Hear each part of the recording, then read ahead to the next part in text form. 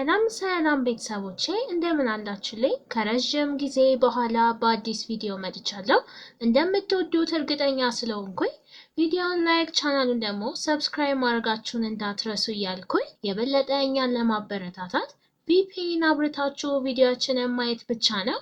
ወደ ታሪካችን የሚጀምረው ሺን በተባለች ተማሪ በትምህርት ቤት የመጀመሪያ ቀን ክፍሏን ስትፈልግ ይህ የሁለተኛ ደረጃ ትምህርት ቤት ዓመት እንደሆነ እንረዳለን። በድንገት ሂያንግ ከተባለ ተማሪ ጋር ትጋጫለች።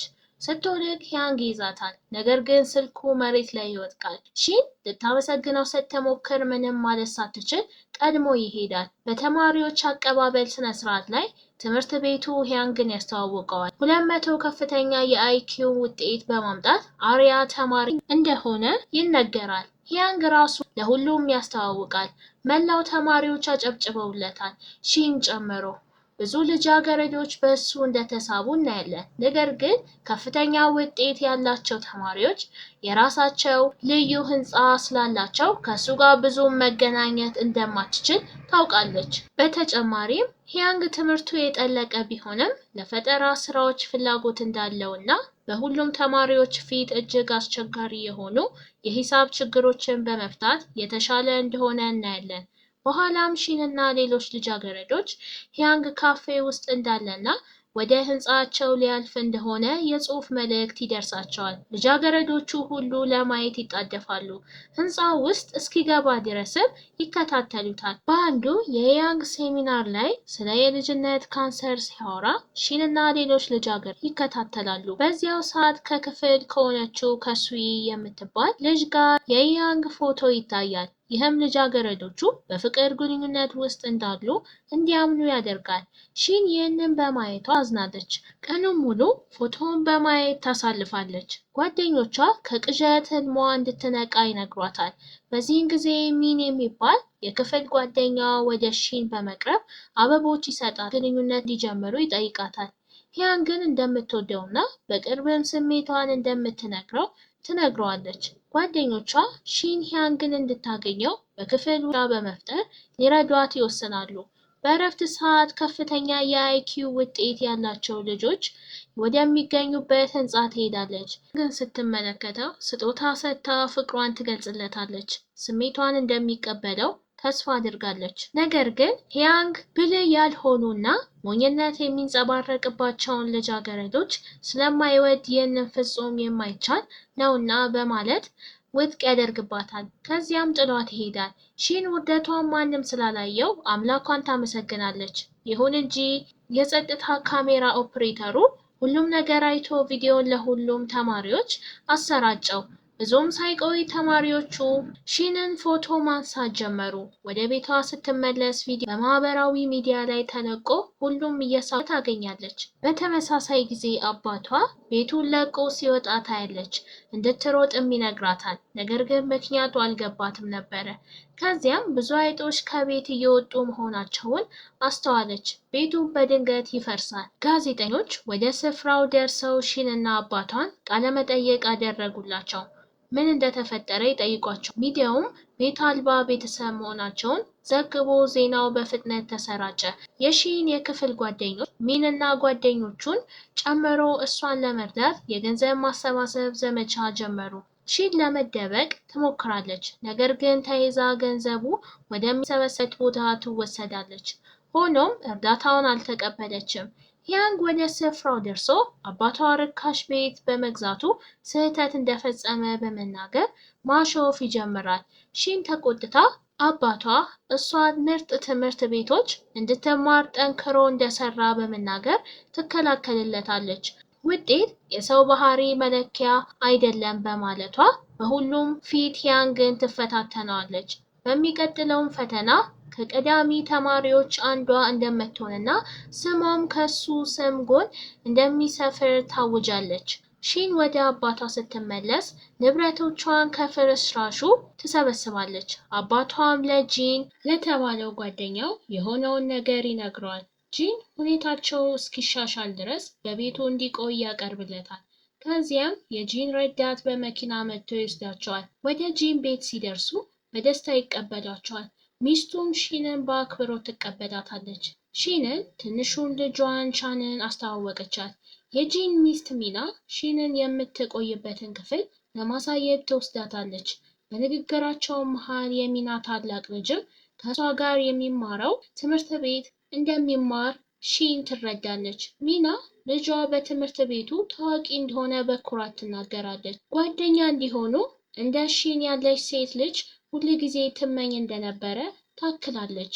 ሺን አንድ ቀን የልጇ ሚስት ልትሆን እንደምትችልም ታሾፋለች። ሺን ፍቅሯን ቢከለክላትም እንኳን ከትምህርት ቤቱ አንድ ወንድ እንደምትወድ ለሚና ትነግራታለች። ከመተኛቷ በፊት ሺን የሂያንግን ፎቶዎች ለማቃጠል ትሞክራለች። ነገር ግን ማድረግ አቅቷት የሚመለከተው ሁሉ የእሱን ፎቶ ብቻ ነበር፣ አልጋው ላይ ጨምሮ። በድንገት ሂያንግ በፊቷ ድቅን ይላል። ያኔ ትደነግጣለች። ያኔ ሂያንግ የጂንና የሚና ልጅ መሆኑን ትረዳለች። የእሱን ፎቶዎች በሙሉ እንድትጥል ይጠይቃታል። ነገር ግን እምቢ በማለት የኔ የሆነውን ነገር አትቅረብ ትለዋለች። ሂያንግም እውነትሽን ነው፣ የኔ ጉዳይ አይደለም ብሎ በዚያው ቤት የሚኖሩ ቢሆንም በማለት ከክፍሏ ወጥቶ ይሄዳል። በማግስቱ ጠዋት ሂያንግ በብስክሌት ወደ ትምህርት ቤት ሲወጣ እናቱ ታስቆመዋለች። ሺን ወደ ትምህርት ቤት እንዲያደርሳት ታቀርባለች። ሺን ስትቀላቀለው በደስታ ትዋጣለች። ነገር ግን መንገዱ አጋማሽ ላይ ሂያንግ ቆመ። ተመሳሳይ ቤት ውስጥ እንደምንለው ለሌላው ሰው አትናገሪ እና ሁል ጊዜ ቢያንስ ከኔ የ5 ሜትር ርቀት ጠብቂ ይላታል። በዚያው ጥሏት ይሄዳል። ትምህርት ቤት እያለች ሚና ሂያንግ ሲጫወት የሚያሳይ ቪዲዮ ለሺን ትልክላታለች። ይህም ሺን ያስቃታል። ቪዲዮውን ለሂያንግ ትልካለች። እሱም የግል ስብሰባ እንዲያደርጉ ይጠይቃታል። ሌሎች ልጃገረዶች ሁሉ ይህንን አስተውለዋል። ተገርማ ሺን እኔ እንዳልቀርበ የነገርከኝ አንተ አይደለ? አሁን እኮ እንድንገናኝ የምትጠይቀኝ አንተ ነህ ትለዋለች። ሂያንግ ቪዲዮውን አሳይቶ ከስልኳ እንድትሰርዘው ይጠይቃል። እድሏን አግኝታ ከእሱ ጋር ስምምነት ጋለች። ከቀዳሚ ተማሪዎች አንዷ እንድትሆን ተማር አለበት፣ አለበለዚያ ቪዲዮውን ለትምህርት ቤቱ ሁሉ እንደምታጋራው ትነግረዋለች። ሂያንግ በሁኔታዎቹ ይስማማል። ሺን በጣም ደስ ይላታል። ሂያንግ በሂሳብ ማስተማር ይጀምራል። ሺን ብዙ እንደምትቸገር እናያለን። ነገር ግን ትምህርቱ ብዙ ጊዜ ከደጋገመችው በኋላ መረዳት ትጀምራለች። ትምህርት ቤት እያለች ቀኑን ሙሉ በማጥናት ታሳልፋለች። በጣም ስላተኮረች በዙሪያ ያለው ነገር አትገነዘብም። ሚን ይከታተላታል። ሊደርስ የሚችለውን ማንኛውም አደጋ ይጠብቃታል። በአንድ ወቅት ሚን ከወደቀ የአበባ ማሰሮ ያድናታል። ይህ በእንዲህ እንዳለ ሂያንግ እያጠናች ይመለከታታል። በጣም አስቸጋሪ በሆነ የሂሳብ ችግር ላይ ያስተምራታል። በሚቀጥለው ፈተና ላይ የሚመጣና በጥንቃቄ እንድታጠናም ይነግራታል። ችግሩን በትክክል እስክትፈታው ድረስ ሺን በትጋት ትለማመዳለች። ሂያንግ ከድካም የተነሳ መተኛቱን ታስተውላለች። ስለዚህ አጠገቡ ተቀምጣ የሚጠበቅባትን እንደምታሟላ እና እንደምትበልጣቸው ለራሷ ቃል ትገባለች። በመጨረሻም ከጎኑ ትተኛለች። የሂያንግ እናት ገብታ ሁለቱ ተኝተው ፎቶ ታነሳለች። በፈተናው ቀን ሺን ጥያቄዎቹን በሙሉ ማጠናቀቅ ችላለች። ውጤቱ ሲለጠፍ ስሟን በከፍተኛ ተማሪዎች መካከል በጉጉት ትፈልጋለች፣ ነገር ግን አታገኘውም። በዙሪያው ያሉት ልጃገረዶች ተማሪዎችን በይፋ ስለተፈታተነች ማሾፍ ይጀምራሉ። በዚህን ጊዜ አስተዳዳሩ ከሂያንግ ጋር ደርሶ በዝርዝሩ ውስጥ አንድ ስም ጠፍቶ እንደነበረ ይጠቁማል። ውጤቱን ሁለተኛ ጊዜ ከልሰው በኋላም የሺን ውጤት ከቀዳሚ ተማሪዎች መካከል እንዲያዩት ያሳውቃል። ሂያንግ የሺንን ስም በሰሌዳው ላይ በሁሉም ተማሪዎች ፊት ይጽፋል። ይህም እሱን የሚወዱት ልጃገረዶች ያበሳጫል። በሌላ በኩል የሺን ጓደኞች በስኬቷ እጅግ ተደስተዋል። ሺን በኩራት በመጨረሻ ስሜ ካንተ በኋላ ተጻፈ ትላለች። እንኳን ደስ አለሽ ይላታል። ከጓደኞቿ ጋር በደስታ እየዘለሉ አከበሩ። ትዕይንቱ ወደ 87ኛው ዓመታዊ የትምህርት ቤት ስፖርት ውድድር ይሸጋገራል። ሚን ከሂያንግ ጋር በሩጫ ይወዳደራል። ሺን እንድትመርጠው አሸናፊ ለመሆን ተስፋ አድርጓል። ሆኖም ሚን ይሸነፋል። ሂያንግ ውድድሩን ያሸንፋል። የሂያንግ እናት ለልጇ እያጨበጨበች ከነበሩት ልጃገረዶች መካከል ስትቆም እናያለን። ከዚያም ለልጇን ፎቶ በዚያ ለነበሩት ልጃገረዶች ሁሉ ለመላክ ትወስናለች። ይህም ሁሉም በአንድ ቤት ውስጥ እንደሚኖሩ ያሳያል። ከዚያም በኋላ ያንግ በሚን ላይ ማሾፍ ይጀምራል፣ ምክንያቱም አሸንፏልና። በመካከላቸውም ጠብ ይነሳል። ሺን ጣልቃ ገብታ ሚን ጥሩ ልጅ እንደሆነ እንደሱ ሰዎችን እንደማይሰድብ ትናገራለች። የእሱን ትዕቢት እንደማትወደውም ታክላለች። በዚያን ጊዜ ከያንግ ጓደኞች አንዱ ሺን እወድሃለሁ የምትልበትን ቪዲዮ በስክሪኑ ላይ ያጫውታል። ነገር ግን ያንግ ውድቅ አድርጎት ነበረ። ያንግ ይስቃል። ሁሉም ተማሪዎች በሺን ላይ ማሾፍ ይጀምራሉ። በምላሹም ሺን የያንግን ልጅ እያለ እንደ ሴት ሆኖ የተጫወተውን ቪዲዮ በስክሪኑ ላይ ታጫውተዋለች። ያኔ ሁሉም በሱ ላይ መሳቅ ይጀምራሉ። ከዚያም ሁለቱ ቡድኖች መጣላት ይጀምራሉ። ያንግ ሺንን ወደ ተገለለ ቦታ ወስዶ ለምን እንደዚህ እንዳደረገች ይጠይቃታል። እሷም ከጓደኞቿ ፊት ሁልጊዜ እንደሚያዋርዳት፣ ስለዚህም አንድ ቀን ስሜቷን እንደምትረሳው ትነግረዋለች። ትምህርቷን ስትጨርስ በጣም ውብ ወንድ አግኝታ የፍቅር ግንኙነት እንደምትጀምር ትነግረዋለች። ያንግ ወደ እሷ ቀርቦ ሊረሳው እንደማይችል ነግሯት ይሄዳል። ሺን ወደ ቤቷ ስትመለስ ከሚና ጋር ትቀመጣለች። ሚና ሺን ለልጇ ስሜት ስላላት ደስተኛ እንደሆነች ትናገራለች። ሺን ወደ ቤት ከመጣችበት ቀን ጀምሮ ያንግ እንደተለወጠ ትነግራታለች። አባቱ በስራ ሁል ጊዜ የተጠመደ ስለሆነ ያንግ ከአባቱ ጋር ብዙም እንደማይግባባ ታብራራለች። ሁሉም የአባቱን ኩባንያ እንደሚወርስ ያስባሉ። ነገር ግን እሷ የምትፈልገው ልጇ በደስታ እንዲኖር ብቻ ነው። ይህንንም ደስታ ከሺን ጋር እንደሚያገኝ ታምናለች። ይህ ሺንን በጣም ያስደስታታል። ለያንግ ሁል ጊዜ እንደምትቆም በግልጽ ሚና እንዳትጨነቅ ታረጋግጥላታለች። በማግስቱ ያንግ ውጭ ሀገር ለማጥናት ያለውን ችሎታ የሚወስነው ጠቃሚ ፈተና አለው። ሺን የዕድል ክታብ አዘጋጅታ ቦርሳ ውስጥ በማስቀመጥ ስኬት ትመኝለታለች። ሆኖም ወደ ፈተና ሲደርስ ደረጃው ላይ ተንሸራቶ ዘግይቷል። መጻፍ ሲጀምር እስክሪብቶው ይሰበራል። የሆነ መጥፎ ነገር እየደረሰበት እንዳለ ይሰማዋል እና ሺን ቦርሳ ውስጥ ያስቀመጠችውን ያስታውሳል። ክታቡ መጥፎ ዕድል እያመጣበት እንደሆነ በማሰብ ወደ መጸዳጃ ቤት ይሮጣል። ከዚያም ለመጠጥ ሄዶ ሺን በድብቅ እየተከታተለችው እንደሆነ እናያለን። ደህና መሆኑን ስትመለከት ወደ ቤቷ ለመመለስ ትወስናለች። ነገር ግን በዚያን ሁኔታ አደጋ ያጋጥማታል። ያንግ ከሩቁ አይቶ ወደ እሷ ይሮጣል። ነገር ግን እሷ ራሷን ስታ ነበረ። ወደ ሆስፒታል ይወስዳታል። ስትነቃ ራሷን ቤቷ ውስጥ ታገኛለች እና በእሷ ምክንያት ያንግ ፈተናው አምልጦት ነበረ። በዚህን ጊዜ ያንግ ከአባቱ ጋር ተቀምጦ ፈተናውን መውሰድ እንደማይፈልግ ይነግረዋል። ምክንያቱም በሺን ምክንያት አይደለም፣ ነገር ግን ኩባንያውን መውረስ ስለማይፈልግ ነው። አባቱ ይናደዳል፣ እናቱም ታዝናለች።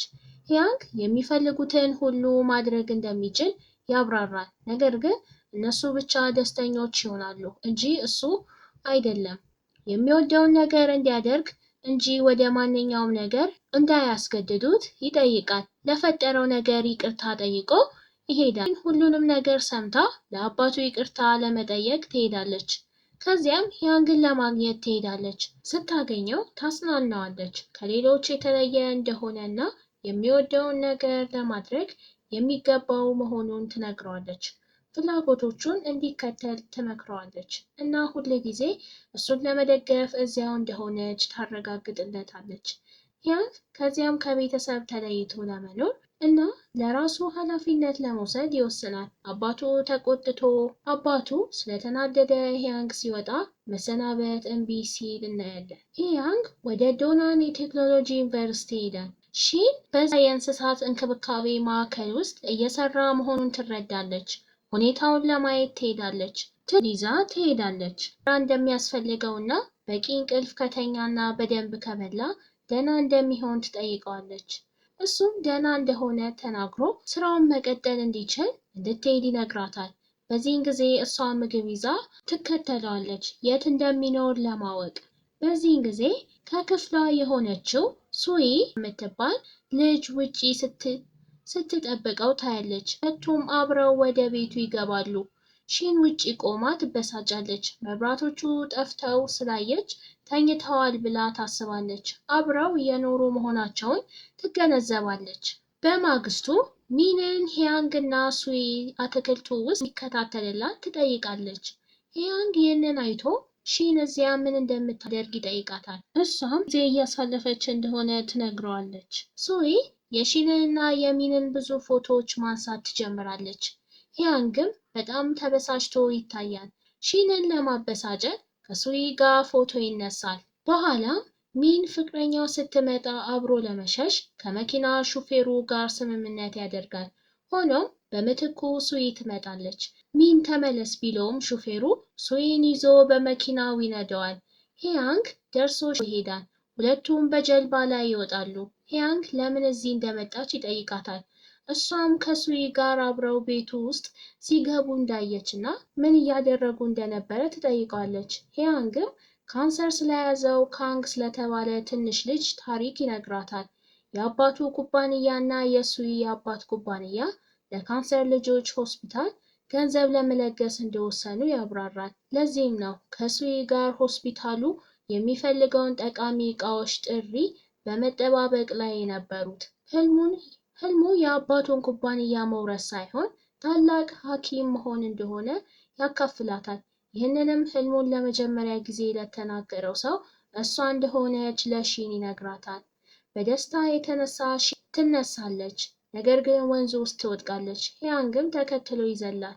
ሲወጡ የመጨረሻው መኪና መሄዱን አይተው ሌሊቱን ሙሉ በሆቴል ውስጥ ለመቆየት ይወስናሉ። በኋላ ላይም ልብሳቸውን ይቀይራሉ። ሂያንግም ምግብ ለማምጣት ይወጣል። ሺን መፍራት ትጀምራለች። ስለዚህ ጃንጥላዋን ይዛ እሱን ለመፈለግ ትወጣለች። ሆኖም የሆነ ሰው እየተከታተላት እንደሆነ ይሰማታል። በጭንቀትም ጥላዋን ጣል አድርጋ መሮጥ ትጀምር።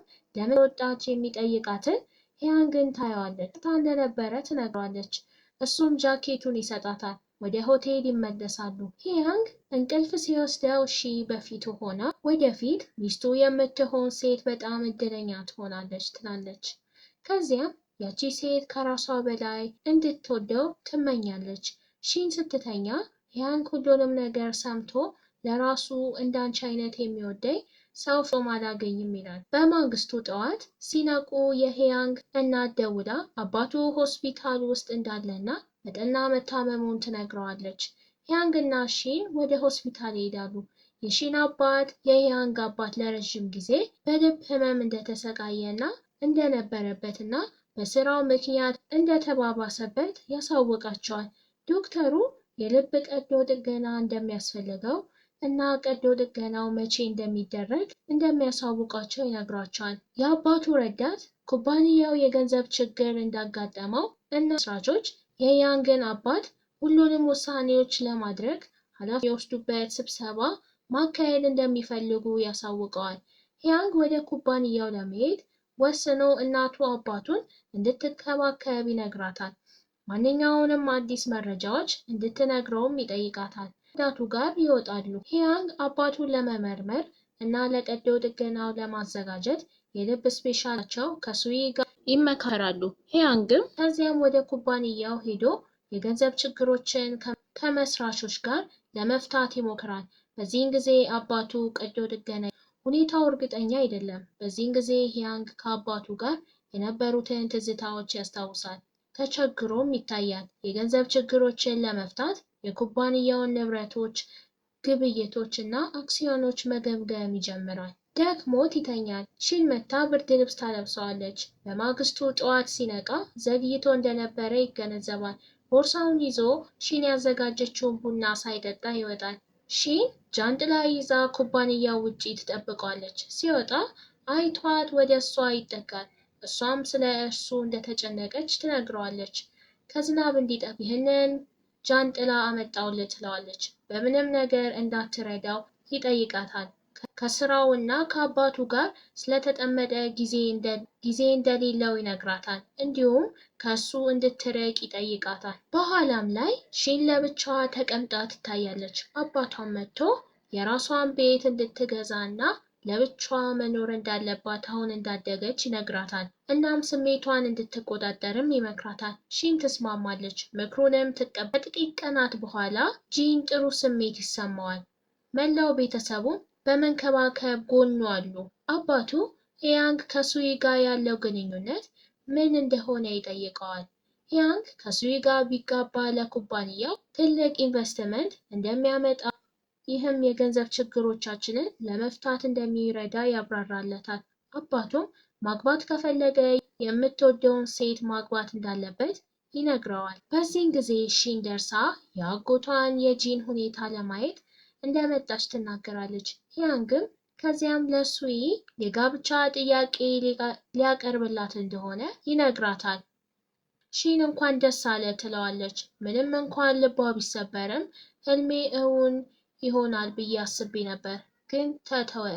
ከእንግዲህ ወዲህ አልከተለውም ብላ እያለቀሰች ትሮጣለች። ከዚያም እቃዎቿን ሸክፋ ለመሄድ ትወስናለች።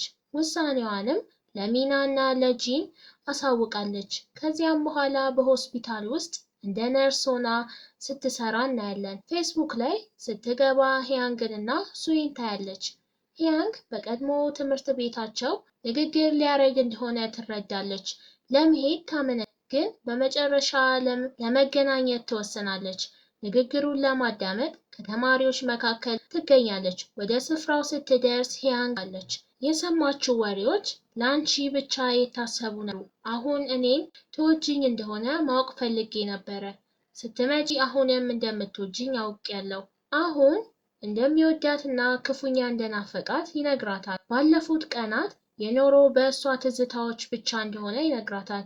ምክንያቱም በህይወቱ ልቡን የነካችው ብቸኛ ሰው እሷ ናትና። ሂያንግ ከዚያም እንድታገባው ይጠይቃል።